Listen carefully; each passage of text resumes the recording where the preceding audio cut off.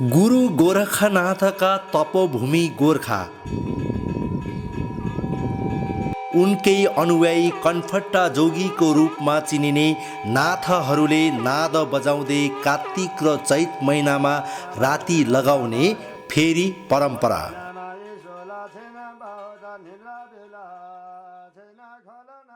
चैत र कार्तिकमा चाहिँ यो बजाइन्छ।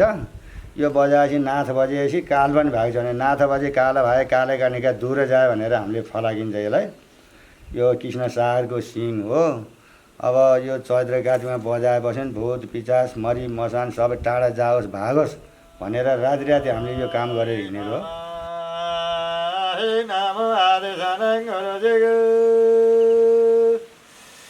काउना गुरुले ज्ञान दे काउना गुरुले कान फारे सतह गुरुले ज्ञान दे अलगा गुरुले कान फारे।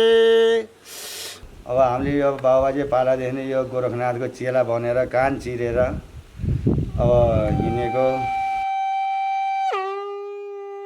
पृथ्वीनारायण शाहको सन्धि विग्रह कूटनैतिक सम्बन्धमा कनपट्टा जोगीहरूको अत्यन्त ठुलो महत्त्वपूर्ण स्थान छ। कौटल्यको शब्दमा भन्ने हो भने राज्य जोडिएको छिमेकी शत्रु हुन्छ, त्यसभन्दा टाढाको छिमेकी चाहिँ मित्र हुन्छ। त्यसैले पृथ्वीनारायण शाहको लागि अथवा गोर्खाको लागि भनौँ 24 राज्यहरू शत्रु हुन् भने 22 राज्यहरू मित्र हुन्। विशेष गरेर सल्यानमा जहाँ सल्यानका राजकुमार रणबीर शाहलाई पृथ्वीनारायण शाहले आफ्नी एकमात्र पुत्री विलासपतिको पनि विक्रम सम्वत 1823 विवाह गराइदिए।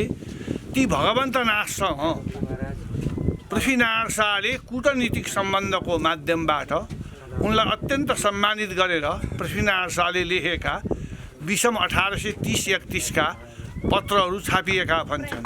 त्यस्ता अरू पत्रहरू खोज्दै जाँदा होला पृथ्वीनारायण शाहले आफ्नो राज्य बढाउनेमा उनी धर्मप्राण पनि थिए।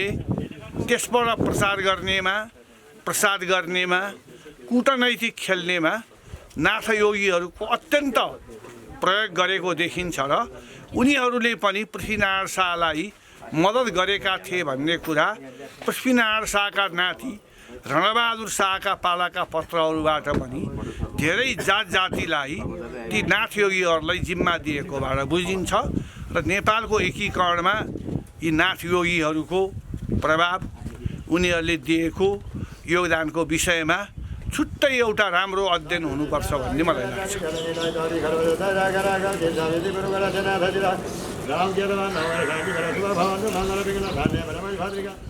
अब बिहानमा चाहिँ फेरि सब सिधाहरू बनाइदिनुहुन्छ। यो के अरे ग्रह शान्ति होस् भनेर हामीले त्यसको मन्त्र पढेर सबै हामीले यो हिँड्नुपर्छ।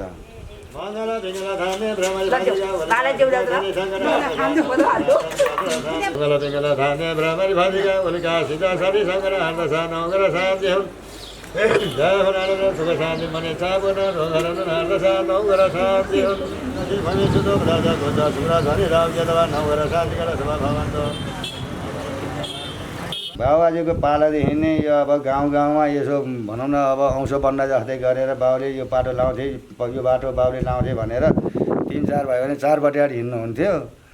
अब अहिले पनि त्यस्तै नै छ। यो पहिले बाबाजीले यतातिर हिँडेको भएको र म पनि अहिले यहाँतिर यो गोर्खातिर मैले यो हिँडिरहेको छु। मैले